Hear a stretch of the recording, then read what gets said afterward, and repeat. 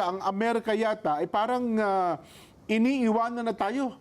Unti-unti nang pumapaling sa ibang mga bansa at hindi na po nakatutok ngayon sa Amerika. Sen, pakibigyan nyo nga po kami ng konteksto nun. Hindi, nag-pivot eh. Oo nga po eh. Dati kasi, yung mga nakaraang mga pangulo ng Amerika, ang pivot is toward Asia. Yes. Ngayon, si President Trump, binaligtad niya.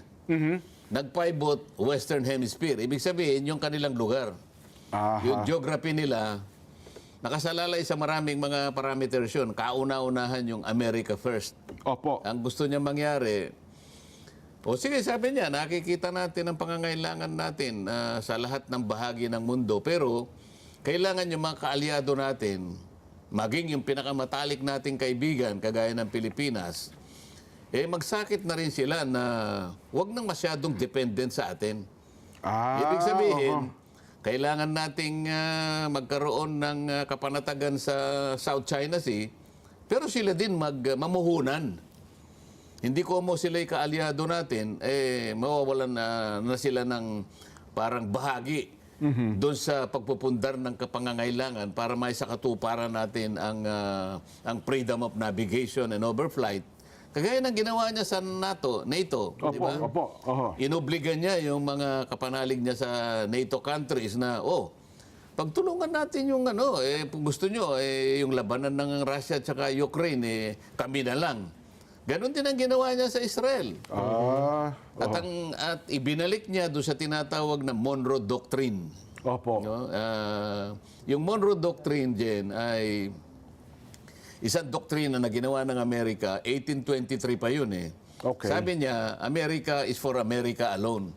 So ayaw niyang merong European power na makikipag-alyansa anumang bansa sa North America, Central America, Latin America. Sa makatid, kaya ako nag-privilege speech, maganda na tayo. Okay.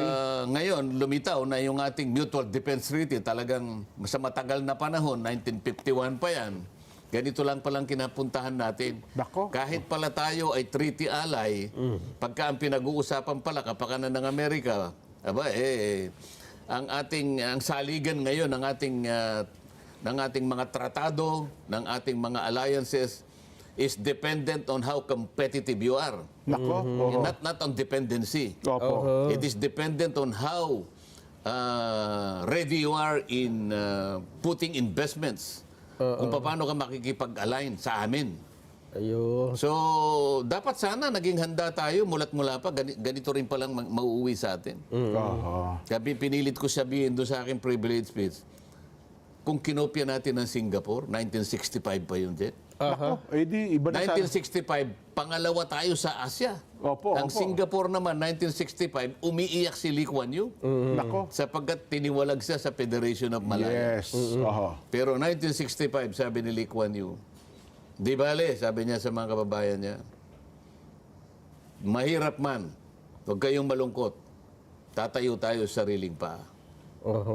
So, tingnan mo nangyari ngayon. Tayo ang naging kulelat, nagbaligtad ang pangyayari. Totoo po. Nako. Hindi sila umasa sila sa kanilang kakayahan bilang isang nila. bansa. Yes po. Tumindig sila sa sarili nila. Pero pagbalikan natin, tayo ang nagkulang. Ilang years, 1951, ilang taon na yun? Mas matanda pa sa'yo din yung 70 plus. Opo. 75, gano'n? O 70, ganun po, 70 plus. 74, ano? 74. 74 years ang Mutual Defense Treaty. Ngayon, binago niya yung pundasyon ng treaty na yon. Nako. Kailangan mamuhunan na kayo. Sana matawagan ng kaukulang. Malalim na iso ito sana, hindi po ito maliit na iso. Well, pagkatapos Kaya nga ako magtatawag ako ng parang kung mayroong think tank sa atin, siguro kahit na maliit na grupo lang, para i-process natin. Yan, tama po. Isip-isipin mo bahala na kayo. While defending the South China Sea, meron siyang 3 island chain eh. Talagang ang Amerika gusto niya ma-protection sila, pero kailangan umano na tayo, mamuhunan kayo, makisama kayo eh. Yung first island chain, Jen, ito yung Japan, tatagos ng Taiwan, Pilipinas, Indonesia. So isa sa bahagi ng depensa niya, military defense arc. Pagkatapos yung second, nandyan yung Marianas Island, nandyan yung Guam, nandyan yung lahat. Di ba? Opo. Pagkatapos yung pinakapangatlo, yung malapit-lapit sa kanila, Alaska, Hawaii, hanggang yung tip ng New Zealand. Oho. So protektado siya ng halos tatlong layer. layers. Pero sabi niya sa mga kasama niya, mamuhunan na kayo. Ah, You want us to be your ally, you should invest in your own defense. Dapat sana, nangyari na noon yun. Hindi natin pinayagan na nakangangalang tayo. Akala natin noon, kapag ka nakasulat at sinasabi nila, oh, this treaty is ironclad. Palagi sinasabi ng bawat American president. Pero ngayon sabi ni Trump, hindi. oho. Magsakit kayo. Mamuhunan kayo. Oho. Well, ano hong komite ang tatalakay dito sa privilege speech nyo? O sabi naman nung makasama ko, ayaw mo bang talakayin namin ito? Ganito. Opo. Gusto ko kanya sa committee ko. Sabi nung sa committee ko. Opo. Di pagsanibin na lang natin. Joint committee. Para sa ganun ay mas malawak ang ating Defense, pananaw scoring. dyan. Yes. Sana lumutang sen talaga yun, no? Ang mga mabubuong yung konkretong solusyon sa problemang ito. Malaking Kailangan problema po ito nating sana. magawa yung ginawa ng Singapore din. Yeah. Hindi pa naman huli ang lahat eh. Opo.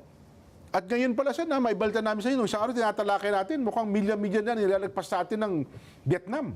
Sa maraming aspeto, ekonomiya, turismo, at lahat ng bagay yata. Huwag mo na sinasabi yan, baka lumungkot na naman ang mga bayan natin.